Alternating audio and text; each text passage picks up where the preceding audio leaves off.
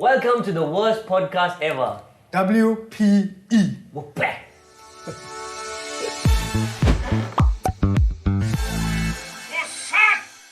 This podcast was sponsored by Analytic Accounting Solutions.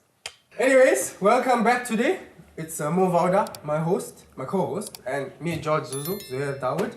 And today we have a special guest at the podcast. We got Mr. Rehan Tar Mohammed from Analytic, and he's actually a CA. I don't know what that stands for. What does it stand for? I know what it stands for.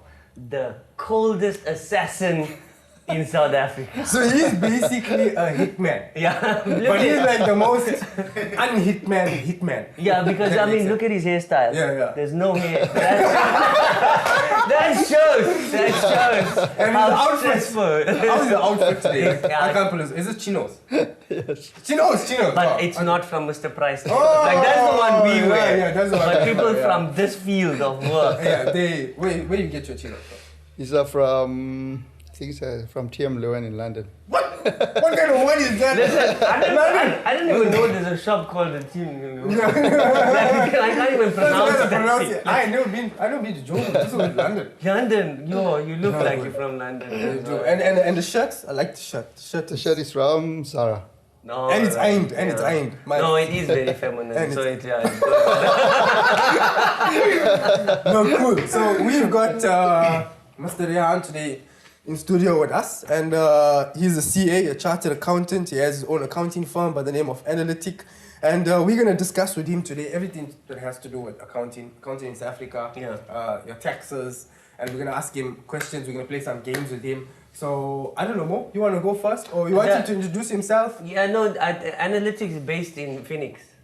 I'm Schlager. Oh, Slanga, alright. But generally, like, I don't know if you've ever spoken to people from Phoenix. Phoenix, yeah, they won't say they stay in Phoenix.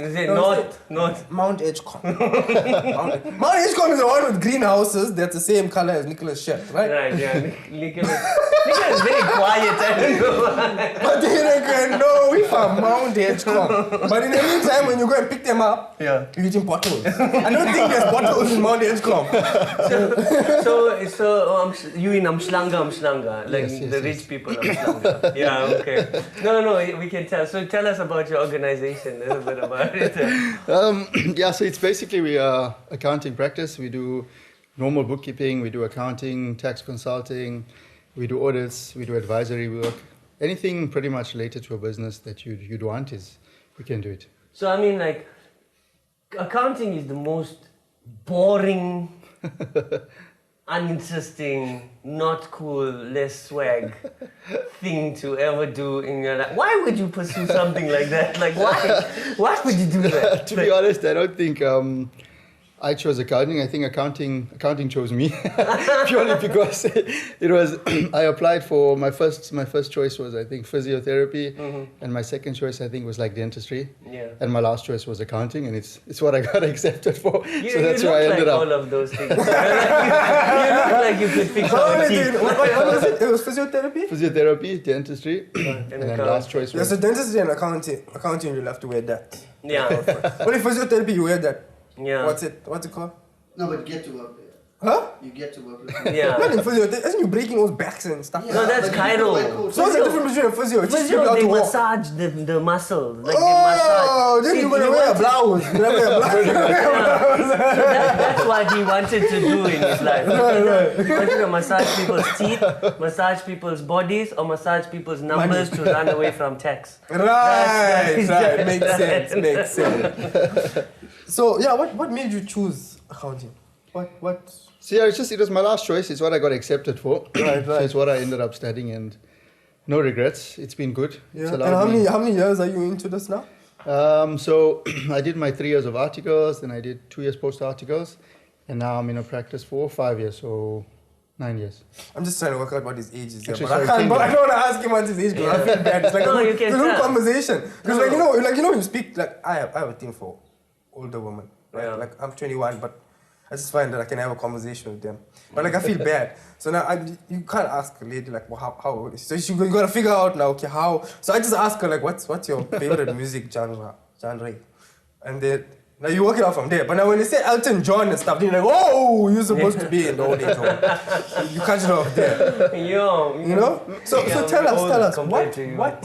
I mean, like, listen. But, I don't want him to say his okay. age, but I'm like, No, anyways, what's he it? looks like, wow, come on, you 37. can see, he's like about 42, 43. I guess that's because I don't have any. Yeah, it's that's what gone, accounting like- does. That's what all the stress does. No, so But 9 years to actually become an accountant with your articles and stuff like Yeah. that. So Yeah, well, that's where I am currently. In the right. practice, Okay, so you're like late 30s. yeah. 37, yeah. Okay, right. He did tell us this before the podcast. Yeah. So anyways, I think one of the biggest questions that any business or any person would want to ask is How do you what judge, difference can a good accountant make to a business? Um, What's the benefits of having a good accountant? So I think the main thing is a lot of companies and businesses, for example, think they're making money because they've got cash in the business, cash in the bank account. But obviously that doesn't necessarily mean that you're profitable. Right. A lot of times clients come to us and we do the income statement, balance sheet, and we tell them, look, you're actually running at a loss. Your business is running at a loss. It's been running at a loss for the past 3 years. And they're like, Right. no, but I've got money in my account. But I mean, that doesn't necessarily mean that you're profitable. You could have huge creditors that you've got and no debtors. So you've got all your money that's come in, but you haven't paid anyone. Right. So that's what happens most of the time. Yeah. So And I think it's also a deeper look into the business, try and look at efficiencies, tax structuring. They might Right, be paying too much tax. SARS offers a lot of allowances, deductions that a lot of people aren't aware of. Yeah. I mean, you, as a small business, as a startup, you get, if your turnover is below 20 million rand, you're on a different tax table. So you're on a sliding scale as opposed to the straight 28%. So a lot of people are paying 28%, but they're actually not aware that they'll be on a sliding scale and pay less tax. Is that 20 million inclusive of the Uplang? No. Okay. For everybody, Well, it should be. It should be, but for everybody who doesn't know what it's whatever's in the account. Uplang is a slang word for money that's under the bed. Yeah, it's So in the it's- mattress, so you just... It's not necessarily under the bed, but Yeah, it's in the fridge. Most In of the- the time it is. Huh? Yeah. Most of the time it is. how would you know? Did they come and tell you? No, he's an accountant. Oh yeah. True. Yeah, so then he comes to the business and they say, no, we make 1 million a year.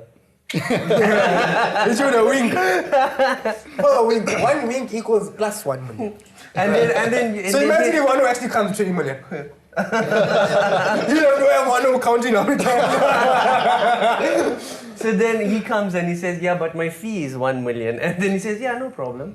And that's how you know there's Uplang in the mattress. Yeah, but Because but it makes it income a bit for the awkward year. when there's two guys winking at each other. Right? So Yeah, have you ever had that? A wink? Yeah, from another guy. never. Must we wink for you?